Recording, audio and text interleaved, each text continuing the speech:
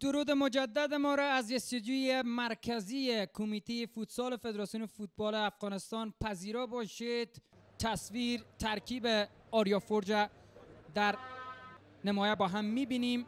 علی جعفری، احمد یوسفی، سعید رضا حسینی، میثم حسینی میرن به رسم بازی جوانمردانه و احترام به یکی دیگرشان دست میتن. کاپیتان های دو تیم با داوران این بازی نفسگیر عکس یادگاری هم میگیرند. عکس دست جمعی و یادگاری را هم ترتیب میتن. بازی کردن در رقابت های راهیابی جام جهانی فوتسال برای افغانستان و ثبت رسانده.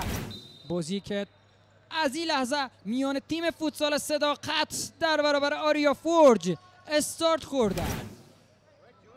رو به عقب با یار خودی. فرصت برای بازیکنان آریا فورج هست. حالا فرصت از دست رفته. پیش میکشن بازیکنان صداقت. رو به عقب با یار خودی.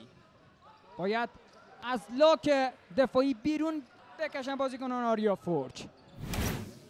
نیمه دوم در حضور شما مخاطبان معزز میلی اسپورت قرار خواهیم گرفت. ضربه کارنر برای آریا فورج غزنی. فرصت برای بازیکنان آریا فورج و گل اول برای سرخپوشان زمین. علی جعفری یکی را از پیش رو برداشت. فرصت، گل خالی است و گل تساوی. گل تساوی برای صداقت کابل. سرانجام یار شماره 6 این تیم از این فرصت چگونه استفاده می؟ خطا هم 3 در برابر 2 به سود صداقت است. ضربه‌ای که زده میشه و کنج دروازه.